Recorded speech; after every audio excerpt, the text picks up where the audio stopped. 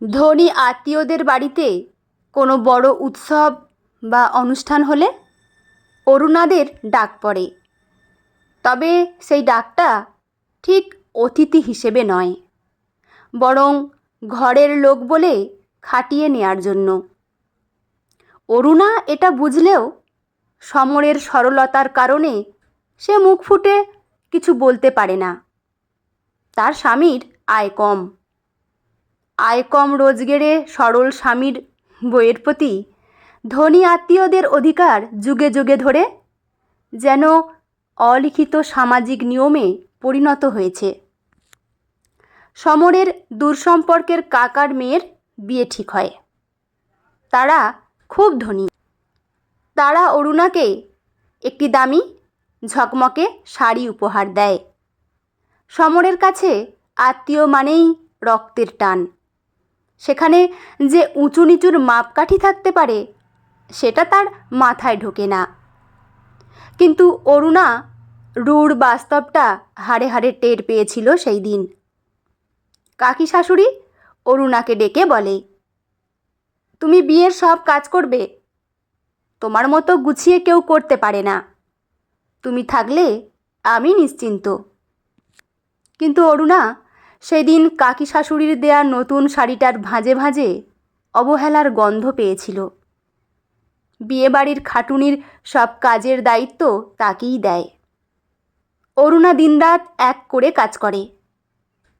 বিয়ের বাড়ির সেই তপ্ত দুপুরে রান্নাঘরের কালিঝুলি মাখা অবস্থায় বহু সময় কাটিয়ে দেয়। যখন বড় বড় ভিআইপি অতিথিরা আসে তখন অরুণাকে কৌশলে অন্য জায়গায় বা রান্নাঘরের তদারকিতে পাঠিয়ে দেয়া হয়, যাতে উঁচু স্তরের অতিথিদের সামনে এই দরিদ্র আত্মীয়কে পরিচয় করিয়ে দিতে না হয়। অরুণা লক্ষ্য করে যে দামি শাড়িটি তাকে দেয়া হয়েছে সেটি আসলে কাকিমার পুরনো স্টোরে পড়ে থাকা একটি শাড়ি, যা কেবল একটু পালিশ করে তাকে নতুন বলে দেয়া হয়েছিল। অরুণা সেই শাড়িটি খুলে তার নিজের সাধারণ কিন্তু পরিষ্কার সুতির শাড়ি পরে নেয়। সে কাজ অর্ধেক রেখেই নিজের বাড়িতে ফিরে আসে। কাকিমা যখন তাকে খুঁজতে আসেন এবং বিরক্তি প্রকাশ করেন যে কাজ বাকি থাকতে সে কেন চলে এলো, তখন অরুণা শান্ত স্বরে বলে, কাকিমা, আপনাদের উৎসবের জাঁকজমকে আমার এই সস্তা সুতির শাড়িটা বড় বেমানান। আর কাজ তো অনেক করলাম, এবার একটু মানুষ হওয়ার অধিকারটুকু পালন করি। অরুণা আর কখনো সেই বাড়িতে কাজের লোক হিসেবে যায়নি। সেদিনের অবহেলা তাকে ভীষণভাবে নাড়া দেয়। নিজের একটা স্বতন্ত্র পরিচয়ের কথা ভাবে। ঘরে বসে সেলাইয়ের কাজ শুরু করে নিজের ছোট একটা আয়ের পথ তৈরি করে। সমর প্রথমে ভয় পেলেও ধীরে ধীরে অরুণার আত্মসম্মান বোধের গুরুত্ব বুঝতে পারে। অরুণা যে বদলে গেছে সেটা বুঝেছিল অরুণার শান্ত কিন্তু দৃঢ় মূর্তি দেখে। এরপর অরুণা আর পরমুখাপেক্ষী থাকেনি। সেলাইয়ের পুরনো নেশাটাকে পেশা হিসাবে নিল সে। নিজের বাড়ির একতলায় ছোট্ট ঘরটির মধ্যে একপাশে দর্জির কাজ শুরু করলো। আত্মীয় স্বজনরা আড়ালে হাসাহাসি করত। সমর শুরুতে অনিশ্চিত আশঙ্কায় থাকলেও অরুণার উপার্জিত প্রথম 500 টাকা যখন তার হাতে এলো সে বুঝতে পারল এই টাকার মধ্যে যে সম্মান আছে তা ওই পালিশ করা পুরনো শাড়িতে ছিল না। অরুণার ছেলে নীল এখন বড় হয়েছে। সে যখন ছোট ছিল দেখেছে তার মাকে কিভাবে ওই ধনী আত্মীয়রা শুধু প্রয়োজনে ব্যবহার করত। নীলের মনে সেই দৃশ্যটা গেঁথে আছে। মা রান্নাঘরের এক কোণে বসে খাচ্ছে আর বাইরের ঘরে দামি সোফায় বসে আত্মীয়রা হাসাহাসি করছে। নীল পড়াশোনায় ভালো ছিল। গ্র্যাজুয়েশন শেষ করার পর পড়াশোনার পাশাপাশি টিউশনি করতে করতে চাকরির খোঁজ শুরু করলো। সেই ধনী কাকা আবারও উপকারের ডালি নিয়ে হাজির হলেন। সমর, আমার চেনা এক বড় বিল্ডার আছে, নীলকে সেখানে ঢুকিয়ে দেব। তবে হ্যাঁ, একটু তদির করতে হবে। ওনার ফাইলের তদারকি আর টুকটাক ফাইফরমাস খাটতে হবে। বেতনও ভালো দেবে।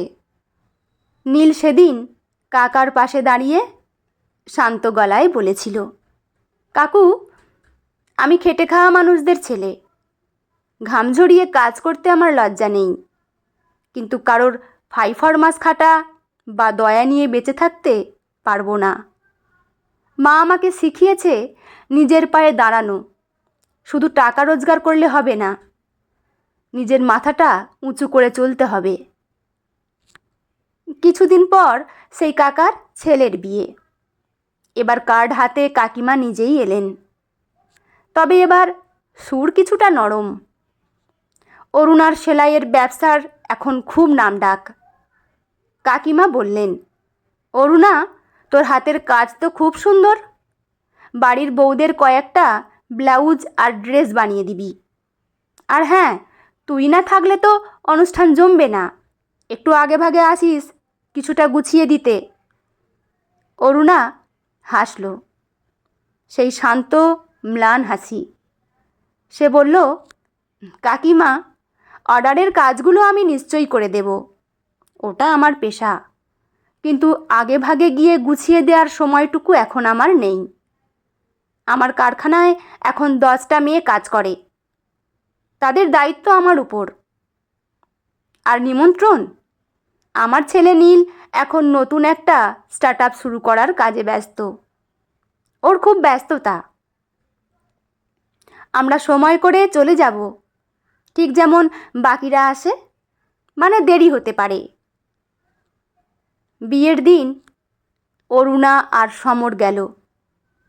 অরুণার পরনে ছিল নিজের হাতে ডিজাইন করা একটা সাধারণ কিন্তু আভিজাত্যে ভরপুর হ্যান্ডলুম শাড়ি। কোনো হীরের বা দামি গয়না সে পরেনি, কিন্তু তার চোখে মুখে যে আত্মবিশ্বাস ছিল, তার সামনে কাকিমার দামি গয়নাগুলোও যেন ফিকে লাগছিল। নীল তার মা বাবার হাত ধরে বিয়ের আসরে ঢুকল। তাকে দেখে কাকা এগিয়ে এসে আলাপ করিয়ে দিতে চাইলেন এক বড় ব্যবসায়ীর সাথে। নীল বিনীতভাবে খানিকটা এড়িয়ে যাবার মতো করেই বলল, পরিচয়টা না হয় আমি নিজেই দিয়ে দিচ্ছি কাকু। এই বলে কাকুর দিকে তাকিয়ে মৃদু হাসল সে। অরুণা আজ আর সেই অবহেলিত আত্মীয় নয়, সে এখন এক স্বপ্রতিষ্ঠিত নারী।